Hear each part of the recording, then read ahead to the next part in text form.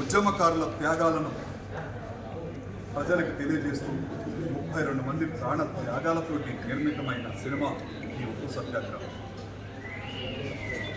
కళ కోసం కాదు, నిద్రపోయేవాడు కనేది కళ, నిద్రపోయేవాడిని లేపేది కళ అనే సూత్రంతో, అనే నినాదంతో ఈరోజు 32 మంది ప్రాణ త్యాగాల్ని ప్రపంచానికి తెలియజేస్తూ 37 రోజుల క్రితం ఈ సినిమా విడుదలైంది. 150 థియేటర్లో రిలీజ్ అయి ఇప్పటికీ అనేక చోట్ల విజయవంతంగా ప్రదర్శించబడుతుంది. దానికి కారణం విశాఖ ఉప్పు తెలుగు వారి హక్కు అనే నినాదం, తెలుగు ప్రజల సెంటిమెంట్. దీంట్లో ప్రధాన పాత్ర పోషించినటువంటి సీనియర్ నటుడు, Visakha GVMC brand ambassador, NTR గారి నటన వారసత్వాన్ని పులకించుకున్నటువంటి మా అన్న ప్రసన్న కుమార్ గారు, మరియు నంది అవార్డు గ్రహీత వినయ్ ప్రకాష్ గారు మా సోదరుడు, డిసిసి అధ్యక్షుడు మా కాంగ్రెస్ రథసారథి గారు కూడా ఈ చిత్ర నిర్మాణంలో ఎంతో సహకరించారు. మరియు సోదరి నా చెల్లెలు ధనుశ్రీ, ఈవిడ త్వరలో హీరోయిన్గా కూడా చేస్తుంది. ఇదంతా కూడా నా వంతు కృషిగా నేను యాక్ట్ చేయాలని చేశాను. జనరల్గా ఈ సినిమాలో వ్యతిరేకన క్యారెక్టర్, కానీ సినిమా బాగా రావాలంటే అలాగే ఎంపీ గారు, అలాగే స్టీల్ ప్లాంట్ నేను లీడర్స్ కూడా ఆయన బాగా వాడుకున్నారు. ఎందుకంటే వాళ్ళకి తెలుస్తుంది కాబట్టి. అదే స్టీల్ ప్లాంట్ యొక్క మంచి చెట్లన్నీ వాళ్ళ ద్వారా తెలుస్తుంది కాబట్టి వాళ్ళతో చాలా రోజులు ట్రావెల్ చేసి, అలాగే మా మిత్రుడు వినయ్ ప్రకాష్ గారు దీంట్లో మెయిన్ విలన్ చేశాడు, చాలా బాగా చేశాడు. ఆయన మంచి డైరెక్టర్, గతంలో ఎన్నో నంబర్లు కూడా వచ్చాయి. సో ప్రతి ఒక్కరు కూడా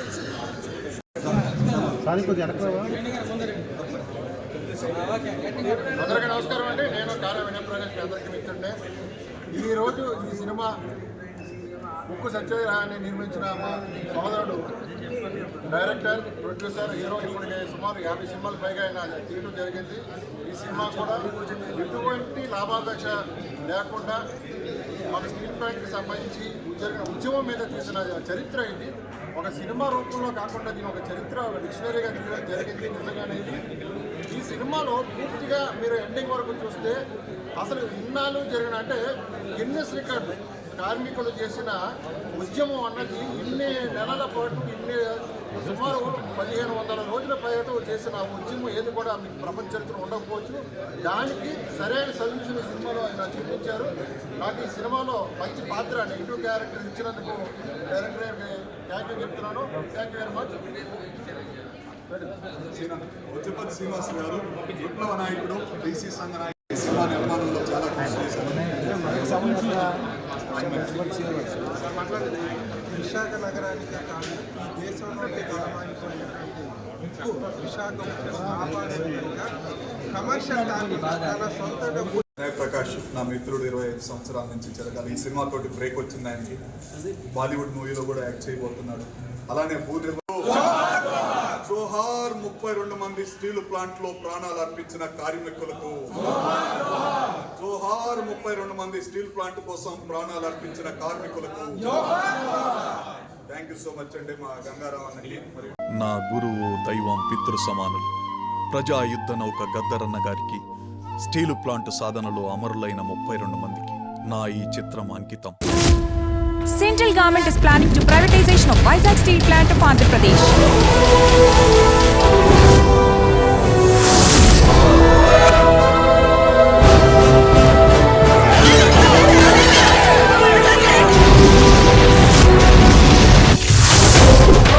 నువ్వు ట్రైనింగ్ ఇచ్చిన కుక్కలతోటి గోడ మీద పోస్టర్లని, అతికిచ్చిన స్టిక్కర్లని చించివేయొచ్చేమో, కానీ స్టీల్ ప్లాంట్ పై మా గుండెల్లో ఉన్న అభిమానాన్ని ఎప్పటికీ ఇంకెప్పటికీ చెరిపేయలేవు.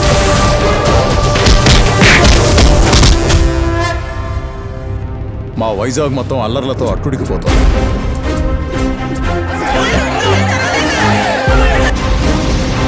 స్టీల్ ప్లాంట్ ప్రైవేటీకరణ కాకుండా ఎవడు ఆపుతాడో చూద్దాం. స్టీల్ ప్లాంట్ సాధనలో ముందుండి పోరాడిన చరిత్ర ఈ ఉస్మానియా యూనివర్సిటీది. ఎవరైతే విశాఖ ఉక్కును ప్రైవేటీకరణ చేయాలని నిర్ణయించుకుంటున్నారో రాజకీయంగా వాళ్ళని సమాధి చేస్తాం తప్ప ఆ ఐదుగురిని మీడియా ముందుకు ప్రవేశపెడుతున్నాం. మా మరదలు రాణి సంయుక్తాదేవి కూడా మీ అందరితో పాటు ఈ ఉద్యమంలో ప్రత్యక్షంగా పాల్గొంటారు. ఆ సత్యంగాడు మాజీ డీసీపీ కవిత ఉద్యమాన్ని ఇంకా రెచ్చగొడుతున్నారు. ఫోన్ బతకరా. మన విశాఖ స్టీల్ ప్లాంట్ ప్రైవేటీకరణ కాకుండా అడ్డుపడదాం. భూ నిర్వాసితులకు సైతం న్యాయం చేద్దాం. తెలుగు జాతి మొత్తానికి ఎప్పటికీ సరిదిద్దుకోలేని నష్టం జరగదు. భూమికి బాధోదాను సాధిస్తాం గద్దరన్న ఆశయాలను. మనం చేసేది ఉప్పు సత్యాగ్రహం కాదు, ఉక్కు ఫ్యాక్టరీ కోసం ఉక్కు సత్యాగ్రహం. ఉక్కు ఫ్యాక్టరీ తల్లి కన్నీటిని తుడుద్దాం. ఇక్కడే చదువుకుంటున్న మీరు స్టీల్ ప్లాంట్ కోసం ఏం చేస్తారని అడుగుతున్నా.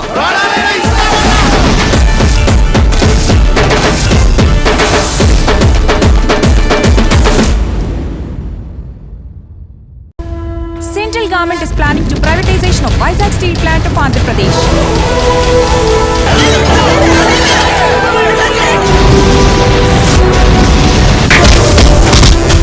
మా వైజాగ్ మొత్తం అల్లర్లతో అట్టుడికిపోతాం. ప్రైవేటీకరణ కాకుండా ఎవడు ఆపుతాడో చూద్దాం. స్టీల్ ప్లాంట్ ప్రైవేటీకరణ కాకుండా అడ్డుపడదాం. భూ నిర్వాసితులకు సైతం న్యాయం చేద్దాం. తెలుగు జాతి మొత్తానికి ఎప్పటికీ సరిదిద్దుకోలేని నష్టం జరగదు. నాటి ప్రధానమంత్రి శ్రీమతి ఇందిరాగాంధీ గారు విశాఖ స్టీల్ ప్లాంట్ నిర్మాణం చేస్తామని ప్రకటన చేయడం జరిగింది. స్టీల్ ప్లాంట్ ను ప్రైవేటీకరణ కాకుండా కాపాడుకుందాం. మన మహాత్మా గాంధీ అలాంటి బ్రిటిష్ ప్రభుత్వంతో తుపాకులు తూటాలున్నప్పుడు సత్యాగ్రహం అనే ఒక ఐలాన్ తీసుకుని వెళ్ళాడు. మన తెలుగు తల్లి నేల మీద మైళ్ళ తరబడి నడిచి పాదయాత్ర చేశాడు వైఎస్ రాజశేఖర్ రెడ్డి. సత్యాగ్రహాన్ని మరో రూపంలోకి మార్చాలి. సాధిస్తాం గద్దరన్న ఆశయాలను. మనం చేసేది ఉప్పు సత్యాగ్రహం కాదు, ఉక్కు ఫ్యాక్టరీ కోసం ఉక్కు సత్యాగ్రహం. స్టీల్ ప్లాంట్ కోసం ఏం చేస్తారని అడుగుతున్నా. విశాఖ ఉక్కు ఆంధ్రుల అక్కని ఉద్యమించిన వీరుల్లారా, ఉదయించిన ఓ సూర్యుల్లారా, తుపాకి తూటలు గుండెను చీల్చితే గులాబీ పూలై పూశారు, ఎర్ర మల్లెలై ఎగిశారు. విశాఖ ఉక్కు ఆంధ్రుల అక్కని విజయ బేరి భోగించారు. క్రాంతి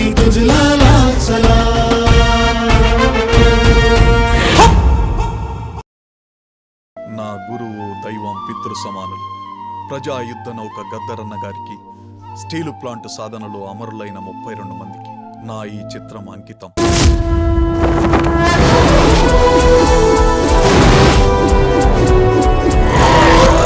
విశాఖ ఉక్కు డీసీపీ కవిత. ఇది మా పొలిటికల్ పవర్ అంటే. అతి పవిత్రమైనది అగ్ని. ఉక్కు ఫ్యాక్టరీ కోసం ఉక్కు సత్యాగ్రహం. విశాఖ ఉక్కు, విశాఖ ఉక్కు. ఎటువంటి హెచ్చరికలు లేకుండా తుపాకులతో గుళ్ళ వర్షం కురిపించారు. ఆ కాల్పుల్లో అక్కడికక్కడే 11 మంది సరిపోగా మిగతా చోట 21 మందితోటి కలిపి మొత్తం 32 మంది మరణించారు. ఆనాటి కేంద్ర ప్రభుత్వం మెడలు వంచి దించి సాధించుకున్న విశాఖ స్టీల్ ప్లాంట్ ప్రైవేటీకరణ అవుతుంటే స్టీల్ ప్లాంట్ కోసం ఏం చేస్తారని అడుగుతున్నారు. తెలుగు జాతి ఐక్యత. ఉద్యమాన్ని వదిలే ఆ కార్మికుల ఖరీదెంత? గనిలో పనిలో కార్ఖానాలో కార్మిక వీరుల కన్నుల నిండా కనకన మండే గలగల తొనికే విలాభోగ్నులకు విషాదాశ్రులకు ఖరీదు కట్టే షరాబు లేడోయ్. ఇక మన స్టీల్ ప్లాంట్ కు జరగాల్సింది పట్టాభిషేకమే.